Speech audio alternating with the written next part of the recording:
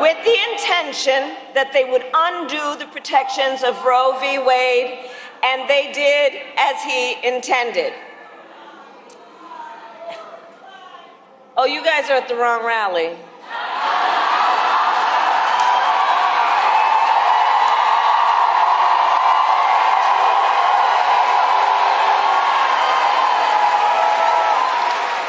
No, I think you meant to go to the smaller one down the street.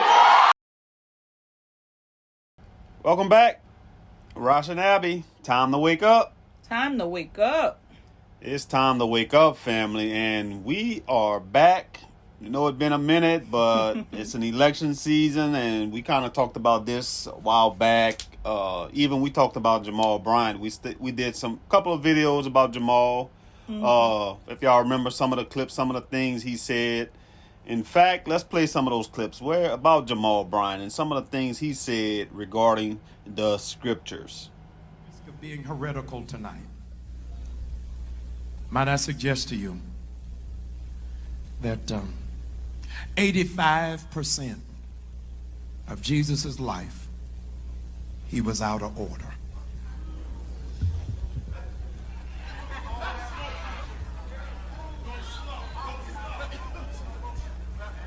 85% of his life, he was doing what he was not called to do.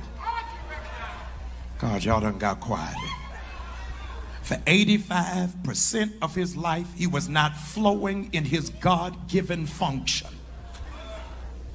So we see where Jamal Bryant, he really doesn't know the scriptures to make such a comment that he made about the Mashiach. He really doesn't know the scriptures. Blasphemy at its best.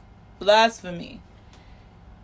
And not only that, Jamal Bryant also came out a while back and apologized to the alphabet community. You all know who we're talking about when we say alphabet community. He apologized to them about how they've been treated by the black church. Good evening, everyone. First, Bishop, thank you for having me. This means more to me than it does to you. I want to get past pleasantries before we have a conversation. I am here because the black church owes this community an apology. I've gone around the world fighting for Trayvon Martin, for Freddie Gray, for Michael Brown. And in my pulpit, I committed hate crimes. And I needed to come for the blood that drips off my hands. Your acknowledgement, your humility, and the integrity that you have displayed in this moment means more than you could ever imagine. That's incredible what he said. So-called apologizing on behalf of the black church. And that's one of the reasons why we are doing this video. Because really, what does the black church stand for today? Because if people hadn't seen, again, we know that's a presidential election. And it's funny how every time it's an election season, that's when you see these politicians running to the black church to get the black vote. You don't see them any other time. But or the black community. Right, or the black community, period. You're right. You're absolutely right. You don't see them in the community, in the neighborhoods, until it's a time to vote, when they need your vote to win an election. That's the only time you see these politicians. That is the truth. But if people had not seen Kamala Harris, she made a comment to a college kid, I think, and he said a comment. Well, let's play the comment. What actually happened? With the intention that they would undo the protections of Roe v. Wade, and they did as he intended. Oh, you guys are at the wrong rally.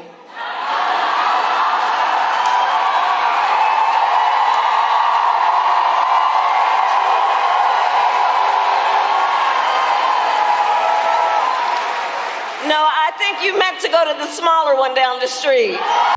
So the kid hollered, or this whoever was in the audience, a young guy, he said, He's Jesus. a college. He was right, actually a college student, and right. she went to a college campus to actually campaign and talk to these young students. Right. And so these two young guys were students that attended the college who considered themselves to be Christians. Absolutely. And he said, Jesus is king, or Jesus is Lord, I think he said. Now, you guys know we call on Yahushua, the Hebrew Messiah's name, but he said Jesus is Lord. And Kamala said, you don't belong here. You're at the wrong camp. At the wrong event, or what she said. The wrong oh my. She said you're at the wrong rally. There you go. I was going to say wrong rally. Right, she said, rally. You belong at that other one down the street, that smaller one. So right. pretty much making mockery of them. Right. But she basically saying, you people that believe in the Bible, you Christians, you don't belong inside my campaign. Pretty much. I don't want you here. There is no seat for you here in my campaign. Right. Now, we know the truth of the matter is, let me say this. We often tell everybody who know and who have been following us for a while, they have heard us say, we do not vote. We vote for Yah. Yah's our king. Mm-hmm. He's the one who controls and runs all the systems of this world. Everything is controlled by Yah according to his purpose and plan, and according to how he wants it to go to fulfill his will. But we can't ignore the fact that we live in this world. The scriptures tell us believers to be in the world, but not of it. So we can't ignore the fact that we live here, and the presidents, the people who are in power, they create laws, so we know that we can't ignore the fact that when they create laws, it can sometimes affect us or affect our children. So although we're not voting and we vote for Yah, it still doesn't change the fact that we may have to deal with the laws being passed by whoever gets in office. And so this is why we touch on these things, Right. And we still can voice our opinion about it. Absolutely. Even though we're not voting, we still can voice and say either we approve of something or we disapprove, whether it's wicked or it's righteous. Right. And we know, too, because we said this before, that even though they are trying to make this about color and about black and white, it's a bigger picture behind all of this. It's about good versus evil, period. No matter how you slice it, it's about good versus evil. This is the battle that we're fighting right now. This is the war we're fighting right now as believers.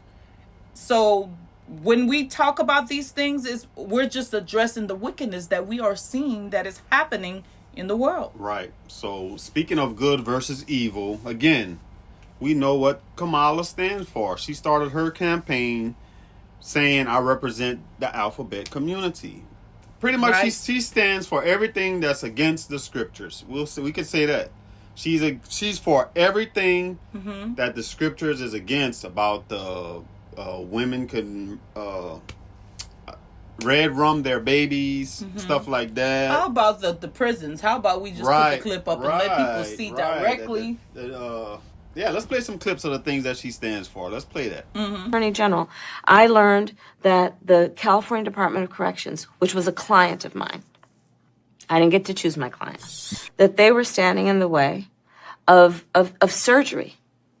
For prisoners. For prisoners. And there was a specific case. And when I learned about the case, I worked behind the scenes to not only make sure that transgender woman got the services she was deserving, I made sure that they changed the policy in the state of California so that every transgender inmate in the prison system would have access to the medical care that they desired and need.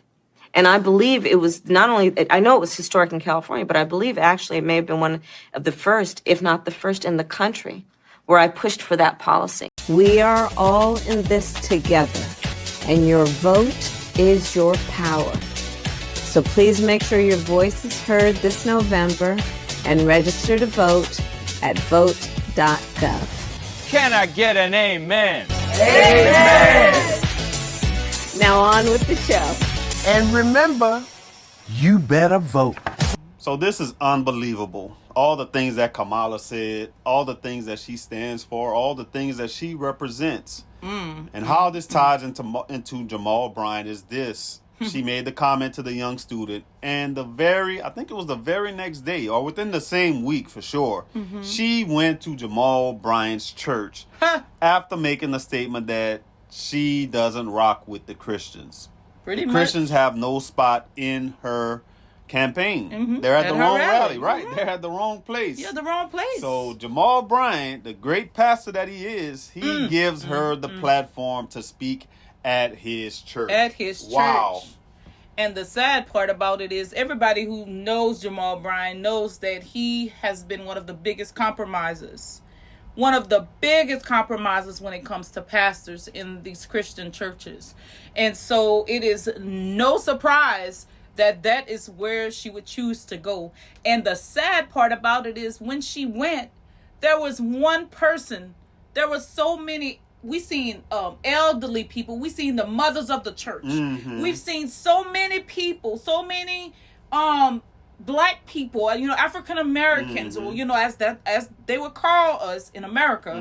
We seen so many of them just praising her, just idolizing her, exactly, as though she was a god. And they're doing all of this. And look, just so happy that she's in their church that they cannot even discern the spirit that is operating exactly in this woman, and not only in her, but in Jamal Bryant. Right. So I'm gonna just say this, and the sad part about it is, what happens there with only one person that was able to discern what was going on, and we're gonna run that clip. Yes. And before we run that clip too, we want to hear y'all thoughts about it. We're gonna play the clip, but I think it's more people that disagree with it, even though they show like so many people. Remember, when they do these type of events, this is all staged. Like how you said, they had everybody hugging on her and everyone idolizing her. This is all staged. Everybody knew she was coming. Exactly. They was expecting her. Exactly. So the one lady that got the chance to speak up, they pretty much kicked her out. Yes. When she was like, why are Christians not welcome at your campaign? So we're going to play that comment, and we want to hear y'all thoughts about this. Is the black church being made a mockery of? Is Jamal Bryant really a pastor? We have to pray. All we continue to say is just pray and ask for y'all's covering over our lives as his children in this world. And we just have to just continue to just remain steadfast, staying in our word, and again just asking y'all for y'all's covering, because it's getting crazy. It's getting crazy here in this world. This election will be crazy. Yes. It will be crazy. So let's play that clip, and we will talk to you guys in the next video. All right? Shalom. Shalom, you all.